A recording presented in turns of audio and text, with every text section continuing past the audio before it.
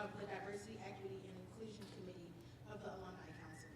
Tonight, we come together as one community, celebrating the inauguration of McDaniel College's 10th president, Dr. Julia Jaskin, and recognizing the importance of the spoken word.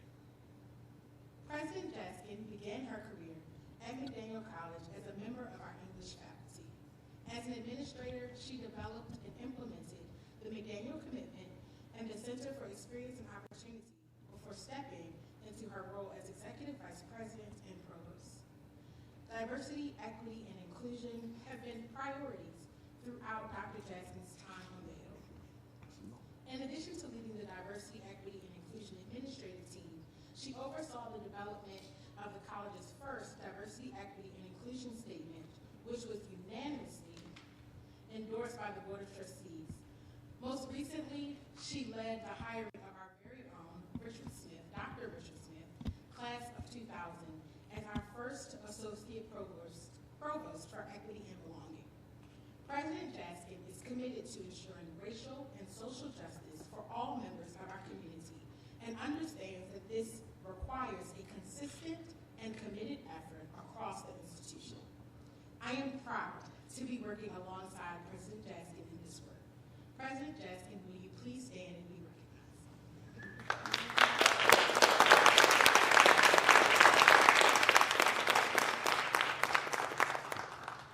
Thank you. And now, on behalf of the DEI Committee of the Alumni Council and President Jaskin, I'd like to introduce you to the student member of the Special Events Committee for the inauguration, Danny Adan, class of 2023.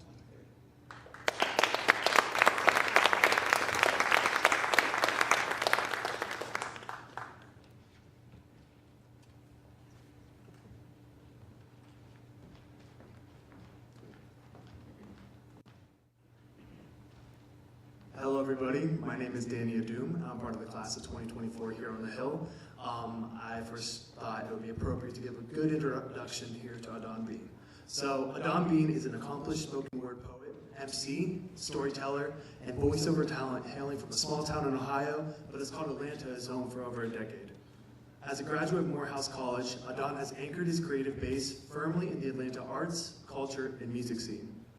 Recently awarded the 2021 Sarah B. Francis Focus Fellowship, Adan Bean has brought his talents to the Kennedy Center in 2020. As a 2019 TEDx speaker, can y'all hear me so? Yeah. Okay. So as a 2019 TEDx speaker and a 2017 National Poetry Slam Song winner, he has represented Atlanta on the 2015 and 2017 Slam team for the National Poetry Slam competition. His work has been featured on and with companies and brands such as Change.org, TEDx, Habitat for Humanity, CarMax, Coca-Cola, Cricket Wireless, Delta Airlines, Sony Music Group, Def Jam, Cash Money Records, and more. Adan Bean has been working on his sophomore EP due out later this year. So without further ado, I'd like to introduce our students and Adan Bean. Please help me welcome them on stage.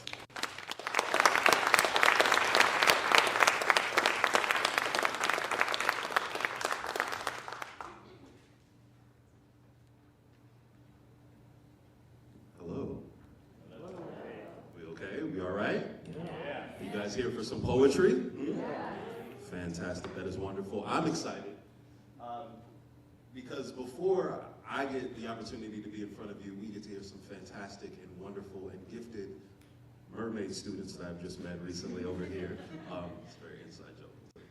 Anyway, are you ready for your first poet?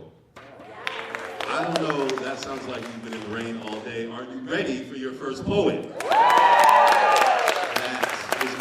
Our first place poet is a current sophomore who came to McDaniel College to study poli-sci and philosophy. Originally from Del Mar, Maryland, Max has always used writing to process their emotions. In high school, Max was inspired by button poetry on YouTube, as we all are. In the words of the poet, I wanted to write poetry that made the listener/reader feel something.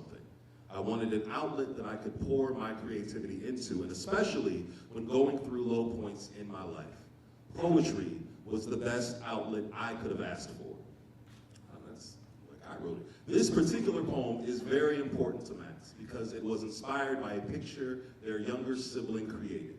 So, with no further ado, please welcome Max Sweeney to the stage to read their original poem, Ode to Icarus.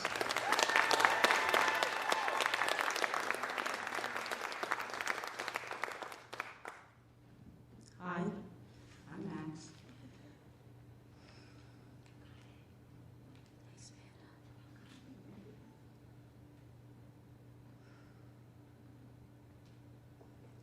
Driving alone with the windows down is the closest thing I can get to flying these days, and it's enough for me, I think. I still get the wind in my hair, the feeling of freedom.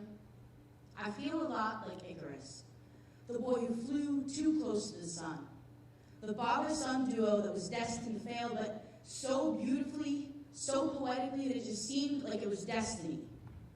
Icarus knew the sun was dangerous, but he flew towards it anyways. He just wanted a taste of warmth and light after being stuck in a cage for so long.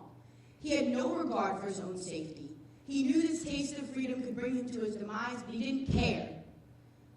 I see myself in Icarus's tale. I am the wax on Icarus's wings, melting off like sweet honey dripping from the hive. I am the decision to see the sun, just one last taste of warmth and light before I am consumed in the depths below. Icarus's fall from grace to the ocean was a beautiful one. The wax burned his skin, branding him with the permanent remnants of his mistakes, but at least he felt something. And then I see the sun, and I am the father, begging Icarus to fly lower, to be more careful. I am the crafted wings, delicate and fragile and oh so easy to dissipate into nothing. There are two ways this story could have ended. Icarus could have been saved if not for his own willingness to put himself last. So I'd like to think I'm going to fly lower. So I'll drive my car, blast my music with the windows down, fly a little further, because I refuse to fly too close to the sun. Thank you.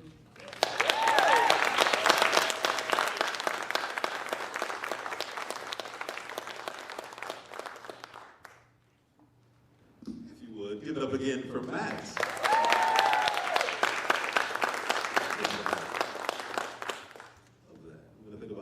Time I'm in my sexy Honda Civic with the windows down. Our second place poet is actually a tie between Madge Myers and Christina Baker. Now you will hear from Madge Myers, a first-year student and field hockey player. Madge is no stranger to the written word. She has been writing since an 8th grade English assignment, haven't we all? A short distance away, she left her hometown in York, PA to study political science and writing and publishing here at McDaniel College.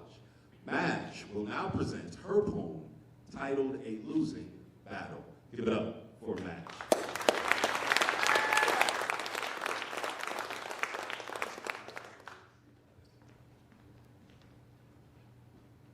Hi, this is A Losing Battle. Sometimes my mind tells me I should stay in a perpetual place of pain. Of cracked window panes and broken floodgates, a cascade of misery and a battlefield with my body, my brain, my outlook on the world before me.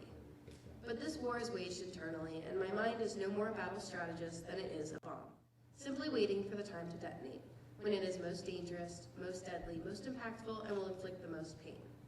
War is not meant to be an eternal process, but one that comes and goes. It ebbs and flows like a coursing river, but also the tsunami waves. I am not a battleground. I am a field of daisies on a summer day. What happens here is up to me. It is my choose, and I choose love, not war. Fighting makes me feel strong, but that is only when the battle is won. Weakness surges through my veins when I reach for a sword before a pen. I drink my liquid courage, but I do not need to. My saliva is infused with valor. I will not fire a gun. My words are bullets in their own casing. A weapon is not necessarily a social construct, but I will not construct one with the graveyard of the girls who I used to be. Moving on and growing up does not always mean murdering those who have taken a hold of this body before the violent dictator today. If I've learned one thing when fighting a losing battle, it is do not take orders from those who lap up bloodshed like hungry dogs. They have ravenous teeth and are looking for show. To give in is to lose. To listen to the mind is to pick a battle not worth fighting. Thank you.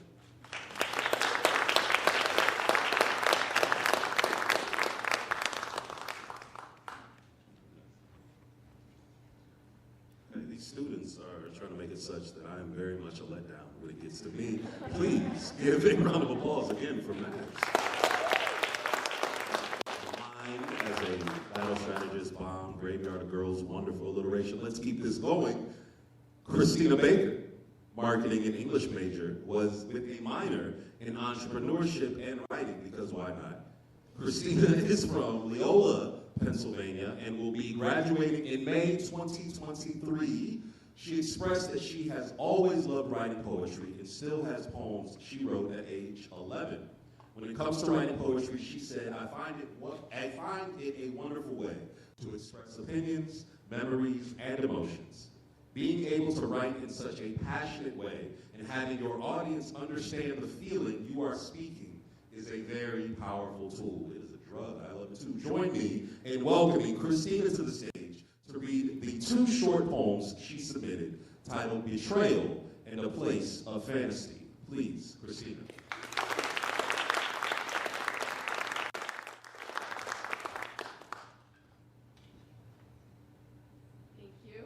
So I'm actually just going to be reading one for you today, but hopefully, whether you've been to Disney or not, you can step into this magical place with me in my poem titled A Place of Fantasy. Slowly gliding up to the castle, topped with turrets in the sky, feeling ageless and youthful, like Peter Pan, the boy who can fly. Surrounded by adults and children who too are full of emotion, spotting characters that are princesses and witches brewing potion. People singing and dancing and spreading joy all around, everyone dressed in a costume such as a Jedi or a gown. Throughout the crowd there are people with Mickey Mouse ears on their head, while others are wearing pins that say their birthday or just wed. Looking this way and that, rides everywhere can be seen, kids pulling their parents toward them while they're drinking their caffeine. Popcorn spilled on Main Street from the tossing to and fro, while people line up like soldiers on the street to see the show. The sun's sweltering shine beams down as if wanting to be noticed, causing beads of sweat like a necklace to form itself on youngest to oldest. The yellow daisies soak up the rays and turn their faces towards the sky. It's to the point if sunscreen was not on, it's too late to apply. Soon the sunset approaches and the feet are all sore. Makeup, straightened hair, and snacks are no more. The fairy tale day is ending with only a few things left to do. Watch the fireworks, grab the souvenirs, and then say I do. This fantasy has sadly come to its end, longing until we can meet and experience this magic again. Thank you.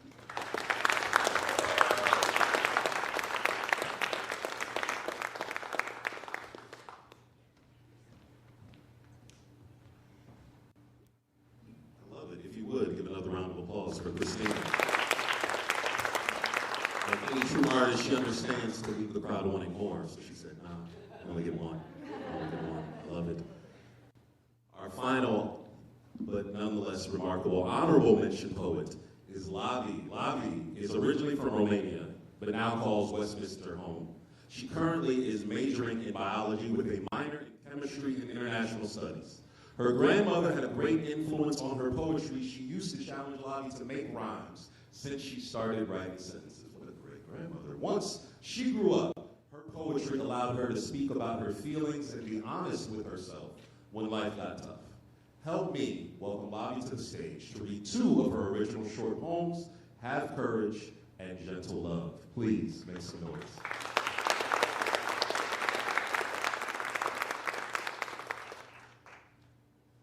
Hi everyone, I'm Lavi. So my first poetry is called Have Courage, because we need to have courage when life gets tough, and no matter what happens, we need to keep striving and do better and just pick up from where we left in order to move forward. So, have courage. When everything falls apart and I am acting out, do not think that I'm done. I'm desperate, calling for help. When the night of our love seems to sneak on us fast, and when nothing we build seems that it will last, that it all will be lost in the past. I'm just crying for help. The dreams that we had and the hopes that we shared, they all come to pass at a time that is near. And when all we've built seems to fade into dust, I am still not done. I just need some help. Why all this hurt? Why all the pain? Why all the heartbreak and tears that rain? Why all the solace and the disgrace that I feel when you yell from someplace? Is this right? Would I know if I never knew what right looked so? And then again I say, please help. I am here and I'm sad, maybe a little afraid. And when a tiny freckle of the help is on its way, I can forget all the pain and forget the betrayal. I can start anew like nothing has been but a mere struggle, a trip in between our most happy memories and our passionate times when it all was perfect while we only had us.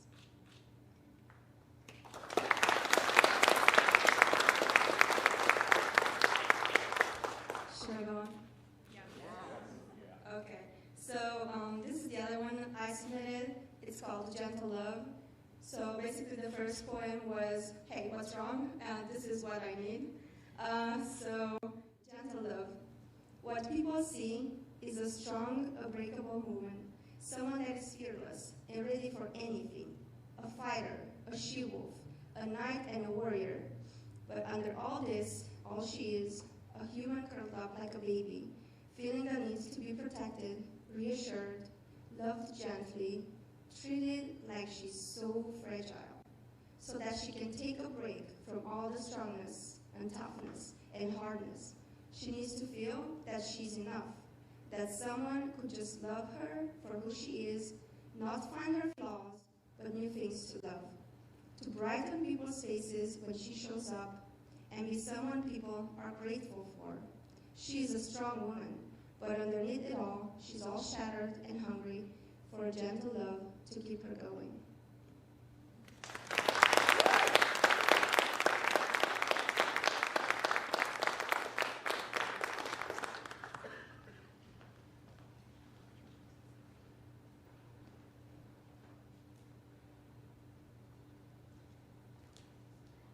Now, if we could please give a round of applause for all of those fantastic students.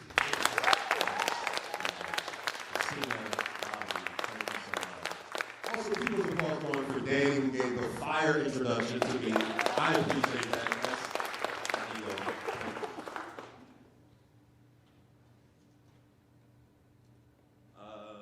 Yeah, you guys ready to hear some more poems? Glutton for punishment. I love it. I'm going to move this out the way because I get claustrophobic. One more round of applause as well for, I think, who's holding us down on sound. Is it Gibson? Did I remember that correctly? Please give a round of applause for Gibson. I make a note of all the people I've run into who have helped me out. I was very much a lost individual trying to find my way here. And McDaniel, you guys have been wonderful. You just swooped me up like a little foster kid and brought me to this place. I think it was Katie who found me, and Rose at the front here, and Amanda, you've been wonderful. And so I just want to say thank you. You guys were like family. You're going to be on my emergency contact list now, like we're found. My name is Adan Bean. I do not take it for granted that people know who I am at all. I introduce myself to family members who have Alzheimer's often, so I get it. Like, it's a thing we have to do, right?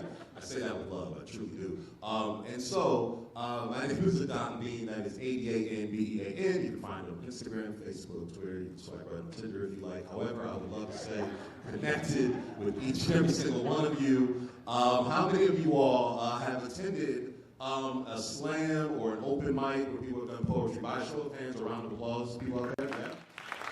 That's wonderful. If you have not, I'd like to give people an opportunity just to say, like, hey, you know, like, everyone hasn't done that. So if you hear something in the course of these poems that I do, and you like it, by all means, you can clap your hands. Let's just try that out a little bit. Let me see that. Early with those fantastic poets. If you like something as well, you can snap your fingers during the poem. Let's try that too. Yeah, I love it. You can also, there can be a guttural moan, like keep it PG, but you know, you can also just enjoy it, like, that was good. You know, you can do that as well. I will take that. I'm not going to ask you to do that now, right? But that's fine. But you can do that as well. Also, if you happen to find something objectionable or something that you do not like, right? Like, because that can happen, you know? Like, there's something that you know, hits you or rubs you the wrong way, that's totally fine. Keep that to yourself though, right? Like no one asked you some kind of democracy for like the next 30 minutes, right? But no, it's totally fine. No, I'm joking. If there is something, I tend to do a lot of open mics or a lot of performance poetry where it's really a Q&A, right? Like these poems are kind of old for me, but what makes them new is getting out and being in front of people. And so I'm so happy to be in front of you good people. And so, no further ado, we're gonna get into some poems. Like I said, I like connecting with people. I like, you know, meeting people, shaking hands, kissing babies, all that good stuff.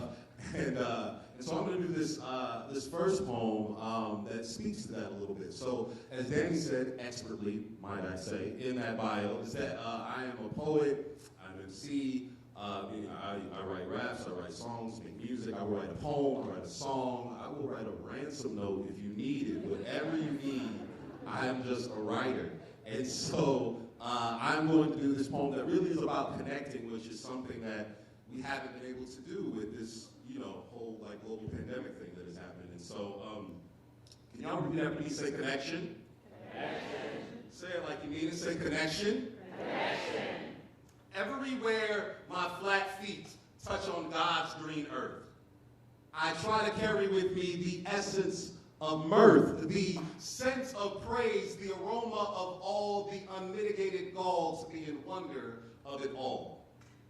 These summer days are dog, they are hot as New Orleans juvenile records, 400 degrees in winter, no exception, seasons of life, be it blight or blessing, they serve as a tool to teach me and you contentment, whether an elder or an adolescent. Life can have you stressing, so I try to keep the peace like Second Amendments, whether I have been laid off or I'm like Bernie Madoff paid off.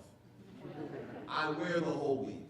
Meaning I never take a day off. I cast every weight off. Anything can happen, whether facing feast or famine. Can you still keep it jamming? Whether penniless or platinum, this is something to respect. No microphone check. Tell the dealer cut the debt. Yet the sun is going to do what it's going to do. That is with or without you. So if you have been told what you'll never amount to, then this verse that I now do, though less of a how to, it is designed to leave you better than you were when it found you. The ground is cruel, so may these poems serve as hoverboards. You don't have to touch the floor. Let a guitarist strum a couple chords. This is just a 3-minute respite by which I am a sucker for simile, synecdoche, sample, meter, and metaphor. From the page to the stage, this undulating song, who knew that I would be doing a hobby for this long? I mean, like 20 years, rapping, 10, semi-professionally, just now feel as though I am starting to do it correctly. The name is Adan Draper. In other words, like the madmen of the patent pen. I am trapped within these bars like far too many black men, and me and my rap friends attack the drum. I'm in the John Wilkes booth with an assassin's thumb.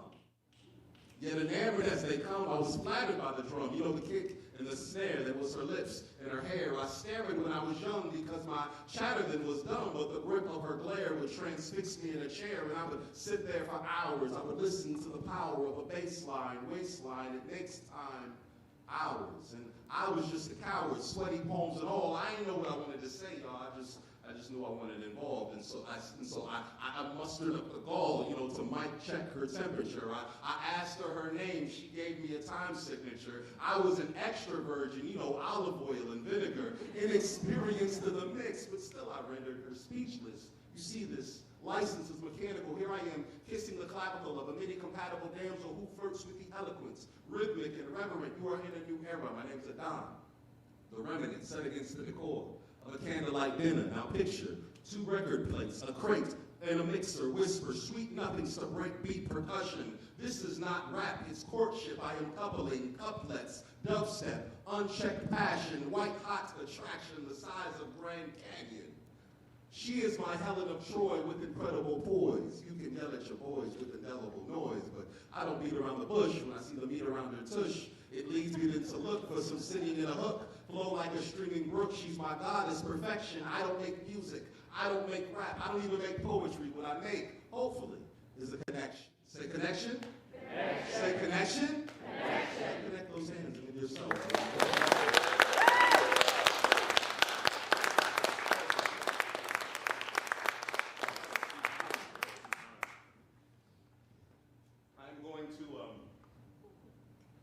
going to repeatedly ask how you all are doing because I can't see you all. So as far as I know, I am doing poems into a dark void, which is just a regular Thursday evening for me at home.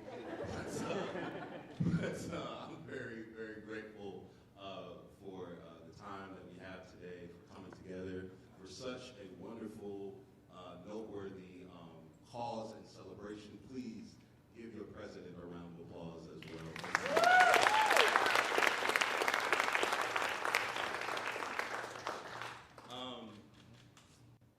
see here. Yeah, so it's been a couple tough years, for being honest. I won't put that in y'all. I'll put it on me, right? I don't know. I went through a whole global pandemic. I don't know what y'all were doing, but it's been tough, and I think that it's important that we deal with that, right? It's important that we don't just skate over that for all reasons, right? Like facing things head on. And so this poem I want to do, it kind of speaks to that chaos. It says, can you locate the heaven in your disaster? Can you find the peace in the cyclone wind spinning in the Tropic of Cancer? The author Zora Neale Hurston said that some years are known to question, others are known to answer.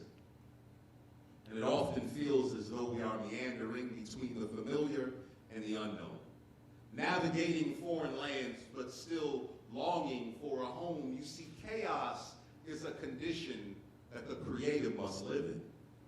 And when given uncertainty, we are tasked to fashion a definition, to offer just a smidgen of order. When life feels like Little Shop of Horrors, we must turn crapshoots into cobblestone so that we might move forward.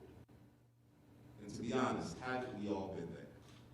In a position wishing we could tell our left from right, disoriented, trying to distinguish our days from night, from mild annoyance to great torment. Chaos is by nature life, right? It's the emergent realities that seem to evolve on a daily basis. It's the technological breakthroughs that have us reconsider what is taboo and sacred. It is the progress and advancements that fulfill humanity's ever-changing needs, and it's the quantum leaps being made at seemingly breakneck speed. However, if we're honest, chaos is also when that tornado or hurricane changes course and reduces a house to rubble. Or when a spouse is asking for a divorce and you were not aware that the marriage was in trouble.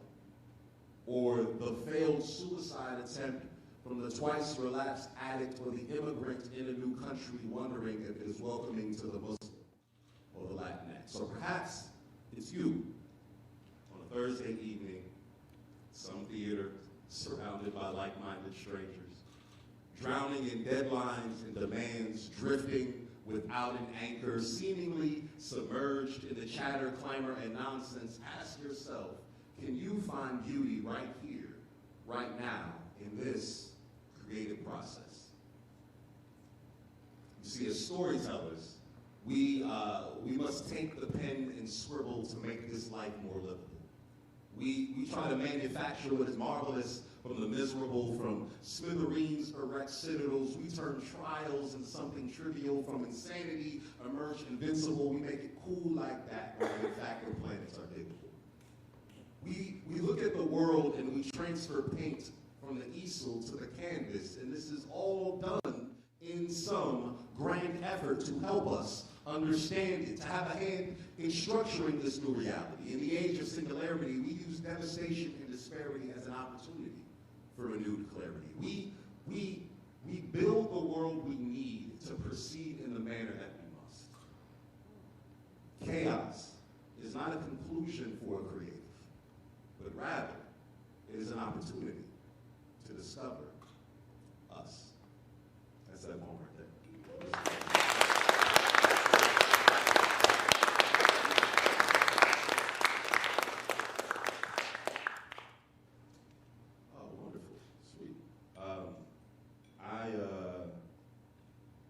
I think about that a lot, just because as they said, I came from Ohio, moved to Atlanta, Georgia, a lot less rain, a little warmer than we're experiencing now here, but I was there, and I went to Morehouse College, graduated with an English language and literature degree, and I say graduated because I have student loans to prove it, and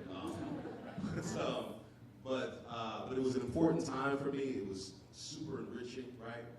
It was, part of it was the education I was receiving in school, from my instructors and the class and pathways, but also it was just the life that I was kind of learning, like being around people that I had never been before, experiencing things I had never seen. You're kind of in that semi-adult phase where you like kind of have freedom, but like not all the responsibility in the world. Cherish it. Cherish it. Getting older just means the bills all come in your name, so listen.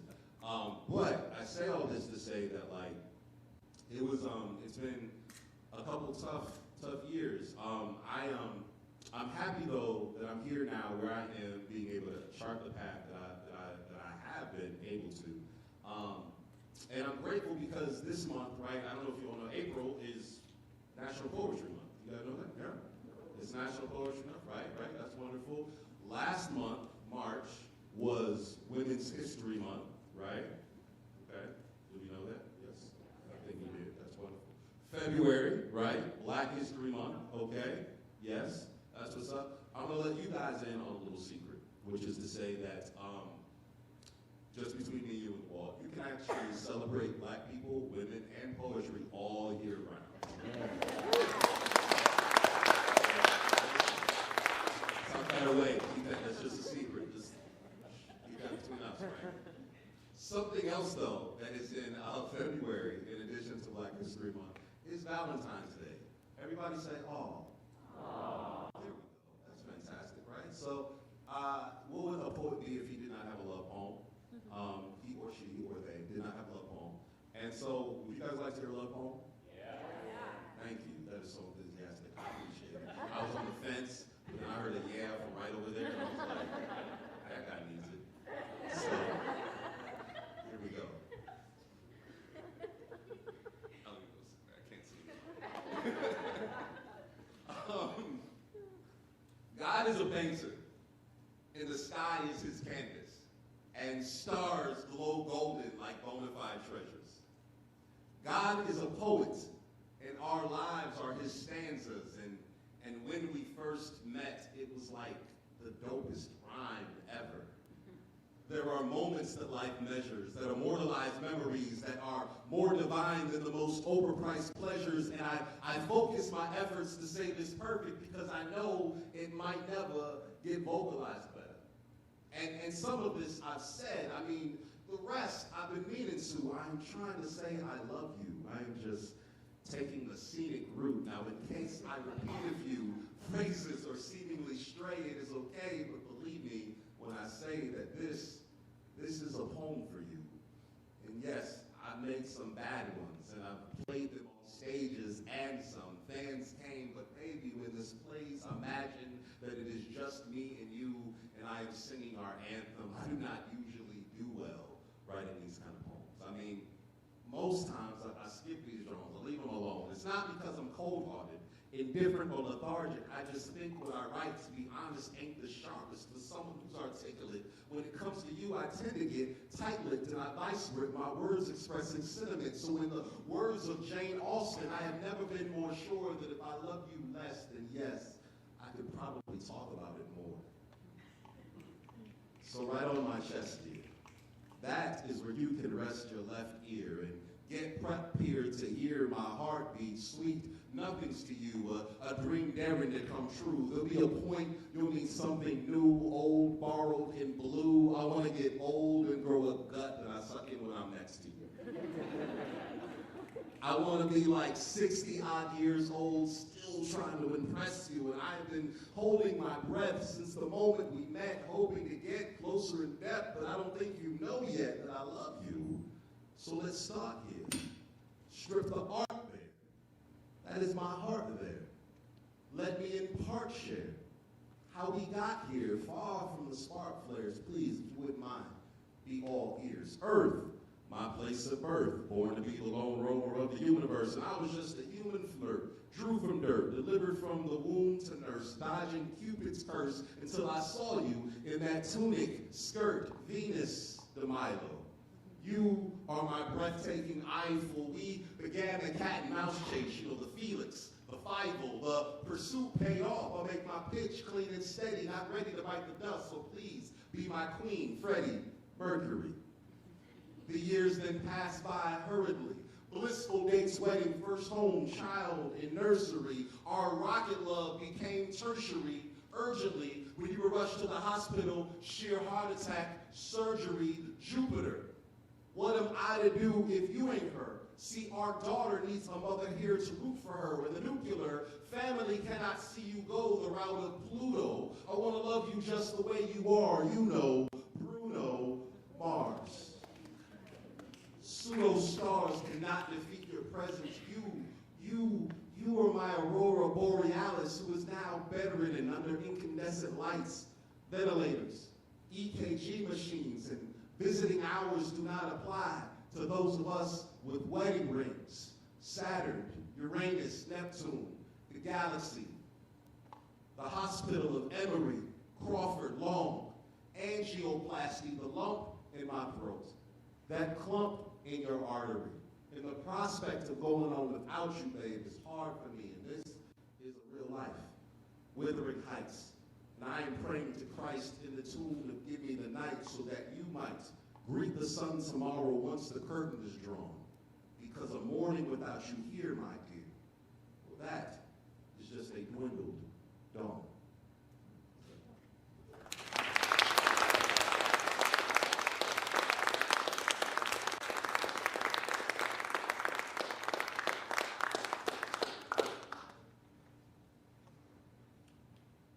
How are we doing? Great. All right, it's fantastic. It's great. That's the only answer I will accept. Thank you.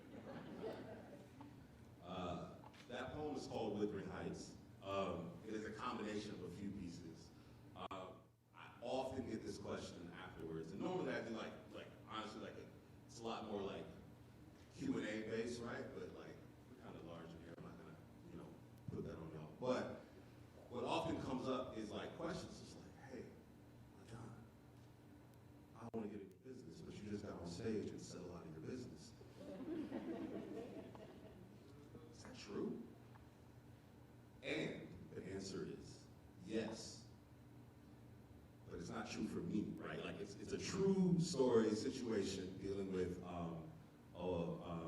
someone whose partner is suffering a medical illness, terminal illness, what have you.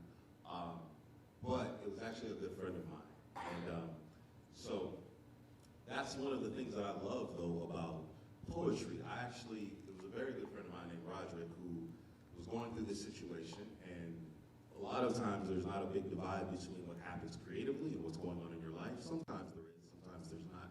But I don't remember which one of the student poets, which one of you all said this in how you all came to poetry, but one of the things that stuck out to me was someone saying that it helped process emotions, feelings, tough things. And that's what poetry does. That's what art does, right? And so I had the opportunity to just he was sharing his heart, my friend Roderick, who was in the middle of going through that situation. And I was in the process of going to the studio, and that is what came out. I ended up talking to him about that, though, after I did it, because I was like, hey, this is kind of your story. I don't want to just be going around telling your story. He found it incredibly cathartic, though, because it was what he was going through, and he felt wonderful having that visibility, feeling seen. And that's what, is a beautiful thing about art, right? And I tell people all the time, there's a line from a poet, an MC by the name of Brother Ali, who says, if you're trying to talk about the horrors you see, feel free to tell your stories through me. And I find that it's often great, to deal with these things that we're going through. And when you think about 2020, you gotta say, we've got a lot of grief to deal with, whether personally or collectively. And the best thing that we can do is honestly lean into that. I don't know if you all have suffered losses. I know I have. And I found poetry to be incredibly therapeutic to work through a lot of those things. before I go into this like next little part of it, do you mind if I read something pretty new? I don't have this memorized. It's like new. Is that okay with you guys? Yeah. Oh, I didn't tell you guys this before. I have like a large hole full of insecurities that can only be filled by applause and positive affirmation.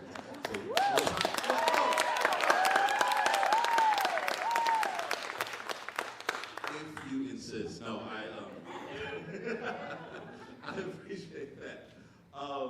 Yeah, this is something that I had the opportunity to work with a fantastic group called Black Health that does some work with Cottonelle, and it dealt with the idea of like colorectal cancer and things like that. But ultimately, it helped me write a bit about my father, who passed away 2 or 3 years ago. And this poem is called The Spiral. And as I said, I don't have it memorized, so I'm going to read it. But yeah, it's pretty self-explanatory. But if you like it, let me know that. If you do not, again. They say insanity is to do the same thing again and again, and yet expect a different result. Call me crazy. Football is like religion where I'm from. And in the name of the Father, I was the son learning how to throw a spiral as a child. Mild-mannered and enamored with my pops, he taught me everything with the footwork of the shotgun, the 5, and the 3-step drop. But when it got to the mechanics of a tight spiral, I was told that it was all in the hold, the grip, that the most valuable relationship was between your fingertips. And despite my best attempts to throw that pigskin crisp and tight, I could never, in spite of my efforts, seem to get it right. So when I tossed the ball into the air, wobbly with laissez-faire, he'd say, "Don't worry, wherever you throw it, son, just get it up and I'll be there." And if that is not a lesson in how to show up for someone, then I do not know what is. What a man does for his community, his family, his partner, his kids. William Wallace said that every man dies, but not every man lives. And for every man that tries, I would like to give just a little bit of advice, a little something to hold on to. That perhaps the most revolutionary thing that you can do is be here, be available, stay true, plant firm, be here long, strong, and in good health. If not for you, love your people enough to take care of yourself. Love them enough to be here when they need you. Rest up, get the checkups, because that stress can bleed through. Do not let unaddressed traumas in your life be the things that lead you. They say insanity is to do the same thing again and again and yet expect a different result. But is that not also the definition of practice, of exercise, of training? And isn't love, like throwing a perfect spiral, something we practice, something we rehearse imperfectly? We put in the work to see if we can be better, if we can render ourselves further along, to be better fathers and brothers, sons, friends, and lovers, so that by the time you and I take a knee and we are 6 feet under, we've shown up for one another in ways that no one would ever have to wonder if we gave it our all. Believe me, I'm speaking to me just as clearly as I'm talking to any of y'all. Beyond the stretched metaphors of sports and football, I may never learn to thread the needle with a pinpoint pass.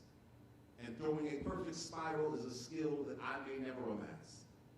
But no matter what life throws, I can show up. And that is the definition of a man.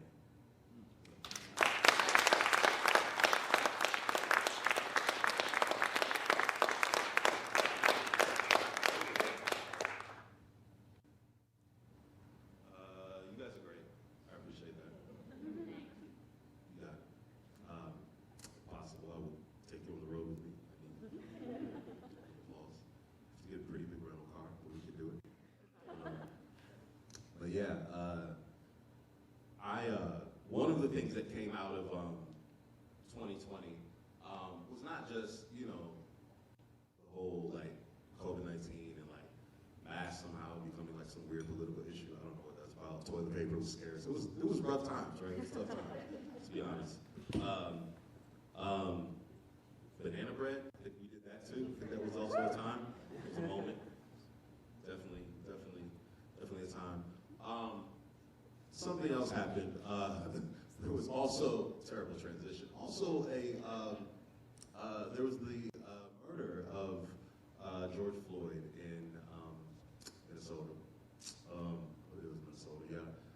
But also you saw that happen. I was in Atlanta. There was someone by the name of Rayshard Brooks who was killed maybe 2 exits away from me at a Wendy's parking lot. It's a tough situation. But aside from those like wrestling with kind of state-sanctioned murders, unfortunately, what also you saw kind of a general uprising, right? You saw a general taking to the street that happened not just like in the domestic United States, but you saw it happening worldwide in interesting ways. And it was a very fascinating time, I think, as a black person, I think, like, as someone who's been speaking about these things and been aware of these things, honestly, for as long as I can remember, it made us think a little bit about this idea of, like, another thing, like, masks became controversial, random, innocuous thing. A phrase like Black Lives Matter became controversial. It was bizarre. And it was fascinating because a lot of that uprising happened in June.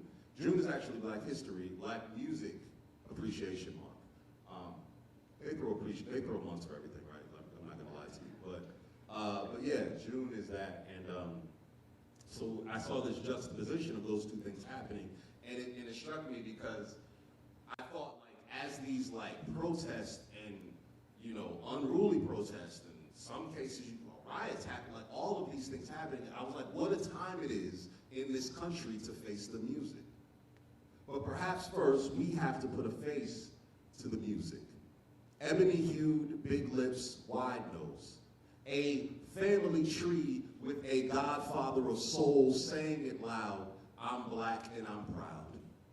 Whether Stax or Motown, the fact is profound. Black music is this nation's greatest cultural export. It is a source of refuge and rebellion, of protest and peace, of Billie Holiday singing of strange fruit swinging in the southern breeze. Emmett Till, found face down, floating in a Spotify stream. No man knoweth the day, the night, or the hour. But when Chuck D of Public Enemy told us to fight the power, when Gil Scott got us to think in depth, when Marian Anderson was forced to sing on those Lincoln steps, when Marvin Gaye asked, what's happening, brother? Which way is America, the band in living color, whether it's NWA or Darius Rucker, it is no wonder. The black voice is an authentic American voice, prophetic and prudent. And if the music matters, perhaps so should the black lives that have produced it. Yeah.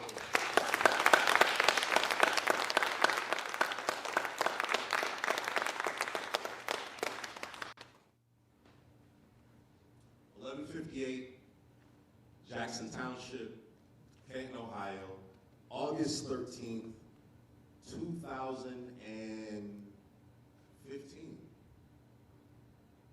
as reported. The earth was formless and void, and darkness was over the surface of the deep. And so was my dark ebony skin on the surface of the street.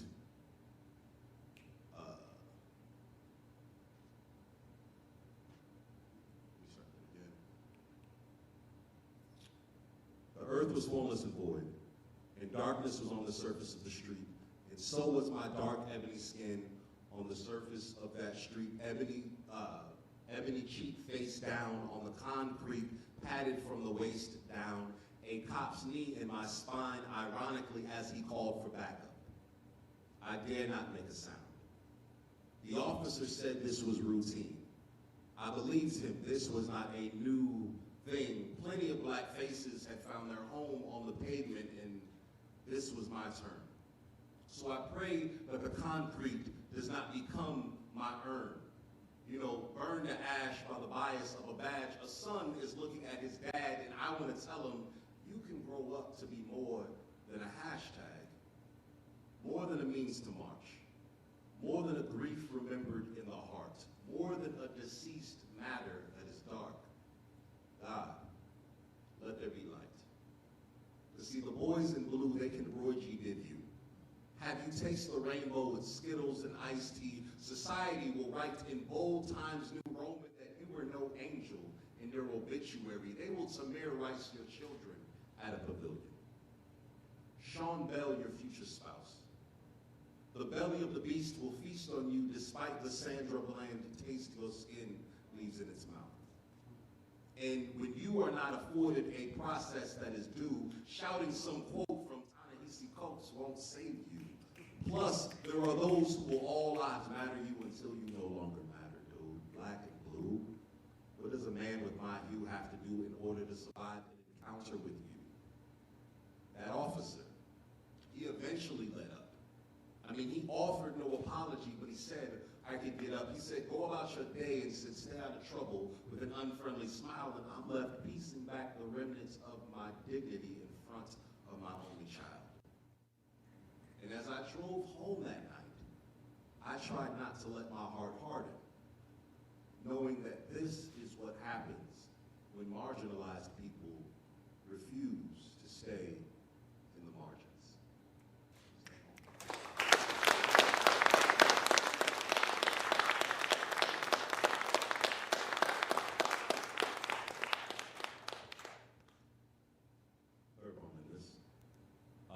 What we also saw in 2020 with all of these things is we saw like there was also this rethinking, sometimes violent rethinking of symbols, statues. We saw those things coming down, street names. We were like, hey, I think it's wrong that we're honoring a terrible individual, right? Like, and so it was a tug. It was like a reckoning, right? And there was kind of like two conversations that were happening. There was people who were like, well, I don't think that's a big deal for X amount of reasons, right? But then there were also people who supported the idea of things being changed, but they were just like, we're squandering the moment, right? There's goodwill here to change things, and I feel like we're wasting it, taking down images or statues or whatever. And they say, like, it's not policy, it's not actually affecting change. I come from Atlanta. The Confederate flag has a strong home in Georgia. There's a place called Stone Mountain. I don't know if y'all have been to Atlanta, but Stone Mountain is a man-made mountain that is honestly just truly like in honor of the Confederacy. There's soldiers carved into the side of it. It's on Robert E. Lee Parkway. It's like the final boss of like racist imagery or whatever, right? It's interesting. And so I thought about this because they were calling it often like not much, right?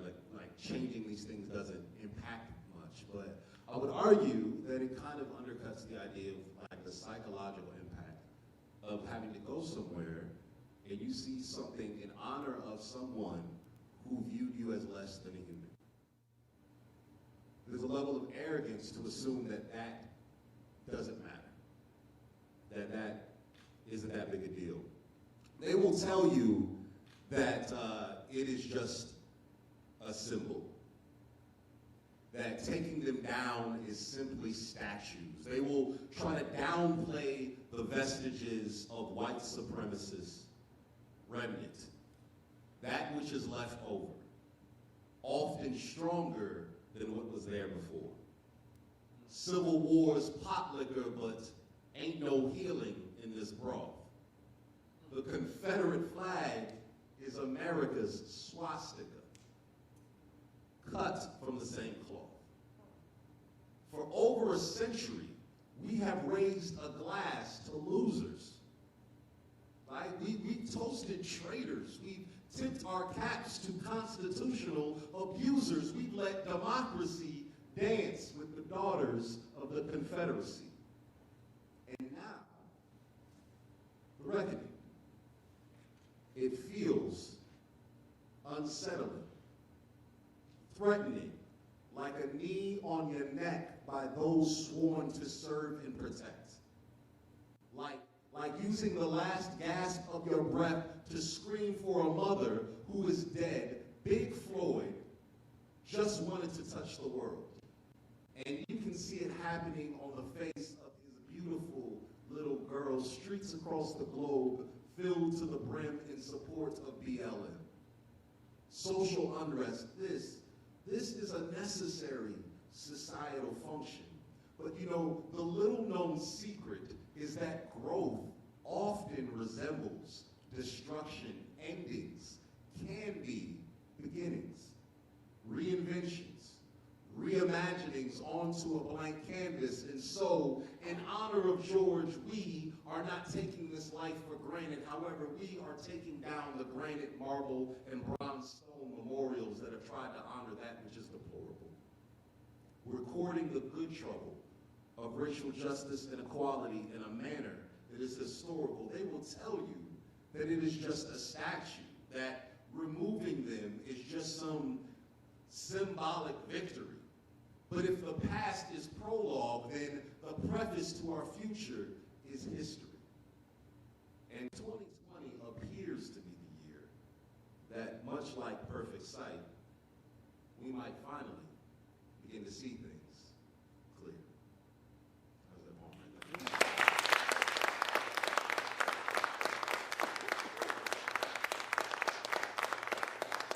How are we doing? You sure? Back to back to back, like heavy bangers, you know? I don't know how you guys feel. Okay, that's all right. We're gonna do something a little lighter. Little lighter. I won't do that. A little lighter. How many people enjoy a good drink? I don't know who's underage here, so if you're underage, just, my gosh, it's all good. Who enjoys a good drink? With it. I do too. I'm a dark liquor kind of guy. Listen. See me afterward. No. But no, I do this at college campuses a lot because, yeah, I mean, alcohol in college, it's like peanut butter and waffles, right? Like it goes together. I think that's from like Talladega Nights or something. But nonetheless, they go together, right? Like oftentimes. And I did a poem just now where I read it, which was Spiral, which is kind of dedicated to men. I didn't kind of preface that, but it's because that poem about football, Spiral, and my father, it was colorectal cancer that tends to impact a man of a certain age, the age that I've gotten to, the gray hair's not a lie. But this is also kind of something that just goes to the idea of alcohol on college campuses. I hope I remember this. We'll see if we'll get through this together, but it goes as follows. Eat, drink, and be merry. The scene is set. The turn up, the function, the Saturday night social event, a house party / craft beer bash, music blaring, awkward staring, dancing, card games, conversations, and cake stands. Pour up, drink. We have reached that part of the evening full of flirtation and chemistry, when polite conversation becomes innuendo, and the spark and sizzle have reached a crescendo, when the hands begin to roam and the speech has sexual undertones. The electricity of the moment has exponentially grown. Headshot, drink. But have we ever wondered why alcohol has to be involved or included? I mean, in every mixers make sure it's not just our drinks that are diluted. There's nothing neat about communication when it is on the rocks. And consent is less of an equation, it's more of a conversation. So, are we being active and adequate listeners, right? Do we imbibe and provide liquor to others as a disinhibitor? Those wine bottles and tall boy cans are said to be serums of truth, but there is not a cocktail available that can make our actions accountability proof. Is it that fisting a red Solo cup is enough to open our emotions up to a stranger's touch? Because there's like a big difference between drinking before the hookup and drinking to before the hookup. You know, when you gotta be like 3 sheets to the wind just to get in between 2 sheets with him or her or them, we're witnessing speech that is slurred and sometimes unintelligible words. We all know that alcohol is often used to settle the nerves, but you know, sex at its very best is with an enthusiastic yes, and let's be sure, resolute and firm, attentive and listening to learn our partner, even if it's just for a hookup, so that when the topic of sex is broached, because see, consent is an ongoing, active conversation in sexual relations. And when in doubt, don't. That is that poem right there. You good?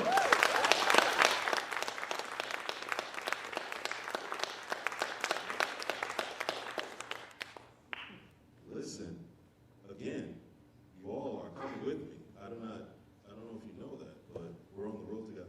How we doing on time? We good? Got time for one more? That's fantastic. I appreciate this so much. Yes. I've had such a ball, like, being here, talking to a dark room. It's been such a joy. I was telling Katie on the way over here that, yeah, it's been really tough, like, not being able to perform. I'm all zoomed out. I don't want to Zoom anything. I don't want to Zoom fast. I don't want to Zoom. I'm sick of Zoom, like, oh, so I often tell people, right, I'm an introvert with an extrovert's job, right? I generally am, like, cool on people, and then, like, God was like, oh, are you? Let's just have you shelter in your place forever. And now I'm like, yo, can I get a hug? Like, somebody, like, I just, you know. So afterwards, right, if you want an awkward hug, I got that on deck for each and every one of you. Bam, bam, bam. But no, it's just been so good getting out and traveling and meeting so many talented, wonderful students, faculty, people doing this remarkable work. I truly do view this as like a calling, and I think that people can be like really like self-aggrandizing and self-important about the work that they do, and be like, oh God, like that gets annoying. I put words together, I say them in front of people. I don't mean to overstate it, but what I do feel is a calling is like I believe in the power of words, I believe in the power of language, I believe in the power of communication. I believe that those things bridge gaps and take people who have vastly different backgrounds and connect them in remarkable ways. And that is one of the things that I love, that like people who were strangers before, we end a set, and by this point, you know, we feel a lot closer, we bear our scars, we share ourselves, and that's how you form community, right? And so I like to end my sets with this piece that I've dedicated to a good friend of mine named David Anderson. David Anderson, as I said, I grew up in a small town called Massillon, Ohio, northeast Ohio, near Canton, Akron. All we're known for is high school football. That's like all we got, right? But you know, it shaped me. It made me who I am. I talk about David, and I still make the mistake of speaking about him in present tense, as though he's here. He's not in physical at all. David actually passed away in 2015. He died by suicide, and when that happens, when tragedies like that happen, people remaining are often left with a lot of questions, left wondering some things, why you didn't see signs happening, what could you have done, would it be more? And some of those questions you never get the answer to, right? My father passed away in 2018. I went to Kenya, first time ever going to the continent of Africa. Went to Kenya. I was there for about a month, and I came back, and he had like a slight cold when I left. I got back, and within 2 weeks, he was gone. It was remarkable. I go to, you know, the motherland, I lose a father when I get home. It's tough, right? And I think that everyone has stories similarly, you know, throughout their time where you suffered loss, either since you were young or as time has gone over. And if you haven't, unfortunately, that's part of life. The way we honor these people, though, is by not crawling in the grave with them. It's by getting up every day, doing the work that we need to do. And so I dedicate this poem to whether you are a student in the middle of your matriculation, or if you are, you know, working organization spirit, kind of getting up every day and doing your work, or if you're just, you know, here as a freeloader, just want to hear some free poetry as well. It's a big table. We welcome you all. But it is to let you know to keep going, keep persevering. Because truly, we only get one chance at this. It's about 1 million ways that it could all go wrong. It seems random, but I promise that a plan exists. It's just hard to recognize it till it's almost gone. And then it's gone, and you're never getting any more. And all that's left to guess is what you'll be remembered for. And bet that you can rest assured I put my best foot forward from the second that they press record. And I've never said that I don't cope with demons. Because if you've never questioned your beliefs, you don't believe them. If this isn't how it's supposed to go, believe me, I know the feeling, but a wisely chosen spoken word can be potent healing. I hit the stage and I behave in accordance because a labor of love won't always pay for a mortgage. Everybody wants to make a name and a fortune, but what a shame that fame is not the same as importance. And this is not encouragement, because the only thing certain is work in the dirt and grit. You need to learn this. It may never get better, but I promise you, it will hurt worse to quit. You see, if everybody wins, then everybody loses. No one leaves the field without getting bloody bruises. You have to play through the storm if the uniform fits. There is a time to call it quits, but this is not it. This is not a fair fight, but the odds can be evened, and there will always be a reason as long as you keep breathing. It will never hurt worse than the very first hit. There is a time to call it quits. But this, McDaniel College, is not it. Actually, it is. That's the end of my statement. But I just want to say thank you so much. Give yourself a round of applause. My name is Adan Bean. I'll put my on that. I'm going to turn it over to David as he makes his way. Pencil on his way. Pick it up.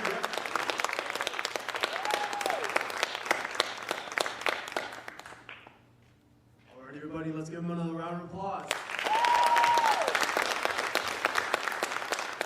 Awesome. So after this, we have actually a dessert reception. Ooh. We have the dessert reception in the Rice Gallery in Peterson Hall, which is literally right next here, and Adan will be present. Ooh. So just want to let y'all know. Another round of applause. Thank you very much.